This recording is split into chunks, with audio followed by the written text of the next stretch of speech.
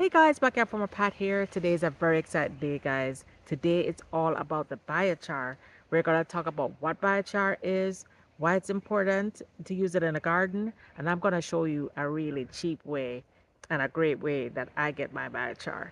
All right, guys, let's get started. For today's biochar, I chose to skip some steps. Instead of burning wood and waiting for it, I bought lump charcoal. So you have to be sure that you don't get the charcoal with any chemicals or fillers or those little briquettes. You see, it says all natural, no fillers or chemicals, right? So you want to get the plain lump charcoal. I got this for under $6. I think it was 5.88 at Walmart. So the brand is Expert Grill and it's lump charcoal. Again, make sure it's all natural with no fillers. You don't want the briquettes because that has chemicals. All right, so what I'm gonna do, I'm not gonna open the bag yet. I'm assuming it's gonna have chunks of wood in here. I want to break it down for biochar. You want the pieces to be between half an inch to an inch and smaller, so even the dust is gonna be good. So right now I want to break it up. So I'm going to do a trick that my teacher taught me. She said you can actually just put it in, run over it with a car. Or if you don't want to do that, you can take a mallet and break it up. But hey, let's have some fun. I'm going to run over this with the car. Yeah, I can tell these pieces are pretty big. Look at that. I can tell these are big pieces. I'm going to run over it. So let me set my camera up. Okay, let's talk a little bit about biochar, and I'm getting this information from a brochure I got from University of Florida, IFAS. So biochar was originally discovered in the Amazon and it's called terra preta or dark earth, and it's where the plant debris was smothered and slowly burned. And literally, guys, when they discovered this, there was 6 feet deep worth of organic matter. We know how hard it is to get organic matter, even a couple of inches of organic matter in our garden. The organic matter was literally 6 feet deep worth of organic matter. So biochar is really the charcoal product that is specifically produced for gardening and agriculture. And the biochar basically acts like a sponge and becomes colonized by various organisms.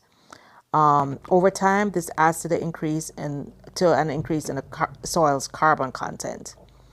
So it's really a gardener's friend. It creates a lot of organic matter in the soil, and it's a good food source for soil microbes and helps to supply the plants with various nutrients. All right, so here's what it looks like. You can still see there's a lot of big pieces in there, even though I ran over it. And guys, look at this.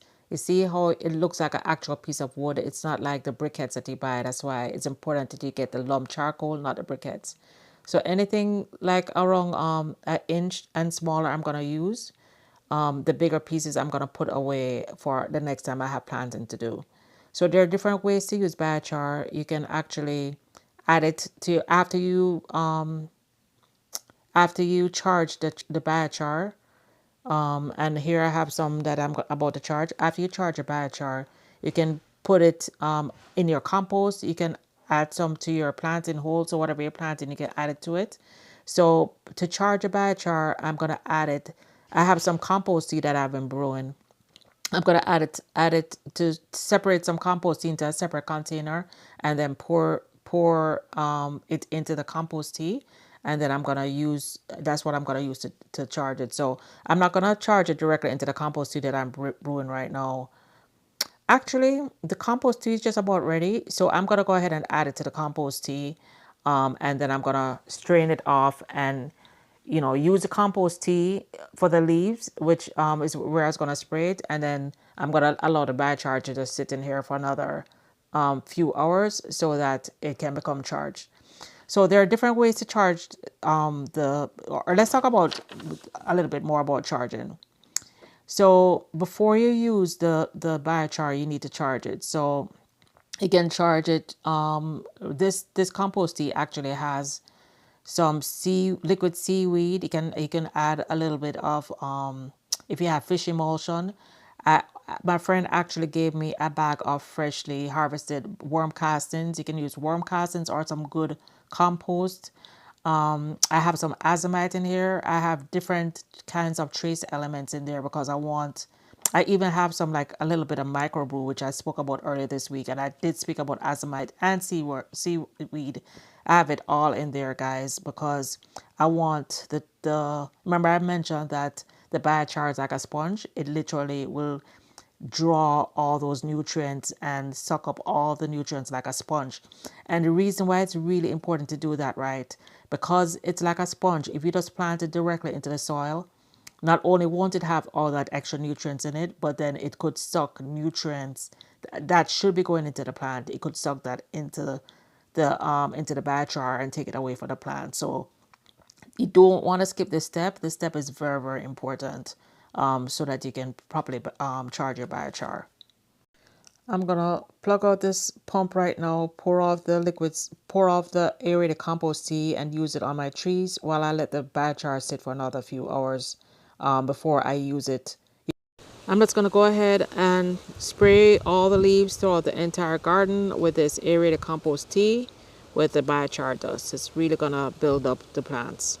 Once you've finished charging the biochar tomorrow, once it's charged tomorrow, I'm gonna put it in some planting beds. I'm gonna put it around my trees. When you're planting, you're actually planting anything.